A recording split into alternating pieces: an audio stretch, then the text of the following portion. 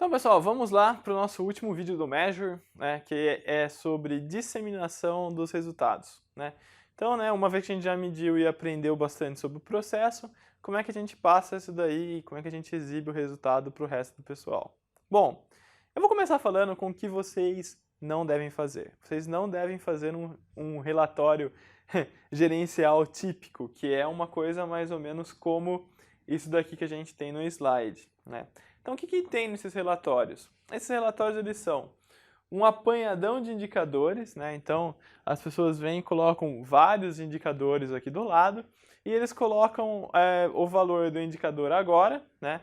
Então, valor atual, né? Uma média mensal, né? E a diferença em relação à média, ou a diferença em relação ao mês passado. A gente já falou bastante de por que não fazer comparação de um mês contra o outro? Desde lá dos primeiros vídeos a gente vem falando por que não fazer comparação de um mês contra o outro. Agora, por que não fazer essa diferença em relação à média? Porque isso salta aos olhos de quem está vendo. A pessoa, quando ela vai analisar um relatório que tem essa diferença com a média, ele vai lá na coluna de diferença e procura um número gritante. Então, que nem aqui, ó, pá, mais 42%. Então, aquilo já chamou a atenção dele. Daí ele vai lá e vê, o que é esse mais 42%? Pô, é inventário de estoque em processo. Pô, ele está 42% maior que a média histórica. Isso é um problemão, né? A gente vai achar que é um problemão, que é uma causa especial, que aquele mês essa diferença foi muito grande, e daí ele vai lá e vai começar a atuar em cima do inventário. Então, se você apresenta um relatório desse tipo para o patrocinador vai cobrar para que você resolva esse problema. Isso pode nem ser um problema. O que você deve fazer como especialista em Six Sigma, como Green Belt, Black Belt, enfim, é olhar isso daqui, parar a bola e falar, não, você não analisa assim um mês contra o outro ou um dado contra a média. Você analisa a série histórica, que é o que a gente faz aqui nesse outro. Então aqui estão lá os mesmos dados daquele relatório. Só que em vez de eu fazer de uma maneira única ali, colocando o número, eu coletei os dados ao longo do tempo e fiz um gráfico de tendência. Poderia até ser um gráfico de controle, até melhor, né? E com isso eu vejo que mesmo aquele ponto lá onde a gente analisou, né, que é julho de 2015, ele não é uma causa especial, ele é natural essa variação, né? Então quando eu coloco uma coisa em relação à média, ele pode não ser significativo. Essa média ela está variando bastante lá. Tem mês que vai ser mais 50%, tem mês que vai ser menos 50% em relação à média, só que ele está estável, ele está controlado, são causas comuns de variação. Então a gente tem que olhar olharia o valor absoluto, né? Mas notem muito bem que mostrar esse gráfico da maneira que está aqui, ele te dá muito mais informação do que mostrar um relatório igual aquele. Aqui a gente também coloca, né, para mostrar exatamente, para reforçar exatamente isso que eu falei, para vocês não compararem com a média. Às vezes, né, uma variação significativa em relação à média, né, então aqui, né, a média é 20 e aqui a gente teve o valor de 30. Ele não é uma causa especial, porque nesse indicador os limites de controle mostram que o processo varia bastante. Agora, a mesma situação, a média em 20 e o indicador em 30 para o segundo caso, a gente está indicando ali uma causa especial. Então, não tem que olhar a comparação com a média, tem que olhar a comparação com todo o histórico dos dados. Ok? Então, a hora que a gente olha todo o histórico dos dados é que nós vamos ter noção se o nosso ponto é uma causa comum ou especial. O que a gente deveria ter feito aqui, então? No primeiro caso, se eu quisesse reduzir, né, melhorar esse indicador aqui, supondo que seja inventário, eu teria que analisar como um todo e propor mudanças em cima desse indicador para melhorar. Algumas mudanças que eu poderia fazer, eu poderia tentar reduzir o meu desperdício de estoque, né, diminuir os meus níveis de estoque. A gente vai começar a falar nas próximas aulas de como desenvolver mudanças que gerem melhoria, que é a parte do analyze lá do roteiro DMAI. Então, prepare-se. Agora, no segundo caso, onde a gente tem uma causa especial, o que a gente deveria ter feito? Aí sim, nós analisaríamos este mês e tentaríamos entender por que que teve um ponto tão deslocado dos demais, né? Por que que esse indicador cresceu tanto ali? Ok, então a gente tem que fazer isso. Mostrar o indicador ao longo do tempo para indicar, né, o que está acontecendo para o resto da organização.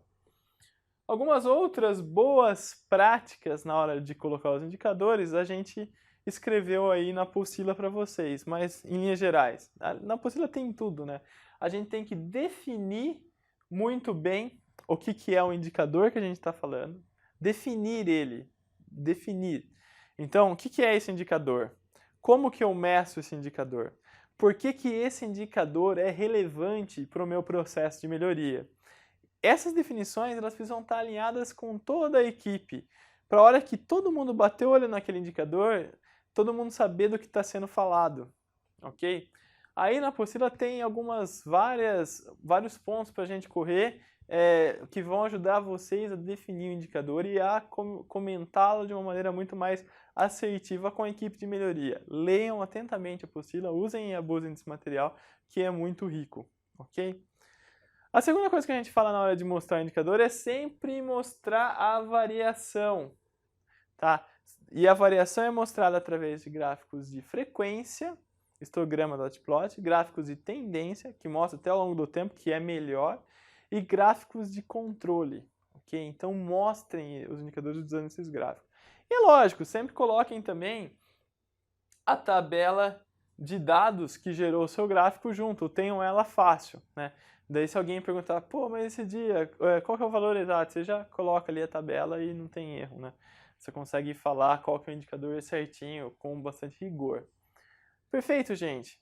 Então, foquem bastante seu conhecimento em mostrar essa variação e disseminar essa variação. Façam que a equipe que vocês trabalham não sejam enganadas pela variação natural dos processos.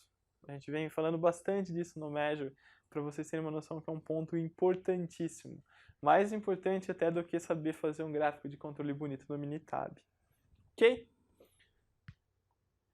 Então, né, a gente termina por aqui a fase do Measure, né, que é a segunda parte. A gente tem um slide resumo, né? O segundo passo de um projeto de melhoria é o Measure, cujo objetivo é medir o desempenho atual do nosso processo. As principais atividades dessa fase são elaborar um fluxograma, fazer um mapeamento, né? Lembram lá, a porta de processos, fazer um mapeamento do processo, elaborar um fluxograma para mostrar para a equipe o que está acontecendo, e depois avaliar a estabilidade, que já entramos na porta dos dados, então nós vamos coletar dados e avaliar a estabilidade daquele processo, e avaliar a capabilidade do processo, que é comparar a estabilidade com os requisitos do cliente. Então, a partir do próximo vídeo, nós já vamos entrar na fase do Analyze, onde nós vamos começar a discutir as estratégias para se gerar mudanças que resultem em melhorias, para desenvolver mudanças. Nós vamos falar também de técnicas de análise crítica do processo. As primeiras ferramentas vão ser ferramentas de análise de processo, muitas delas importadas do Lean. E depois a gente vai falar também de algumas ferramentas de dados, então correlação entre variáveis, etc. e tal. Nós também colocamos no final da parte do Analyze, tem gente que coloca no Improve, tem gente que coloca no Analyze, a gente colocou no Analyze. São as técnicas de experimentação. Então a gente vai falar bastante sobre como se realizar experimentos. Espero que vocês tenham gostado do Measure. Ela é uma parte bastante pesada, ela é talvez a parte mais pesada do curso em relação a dados.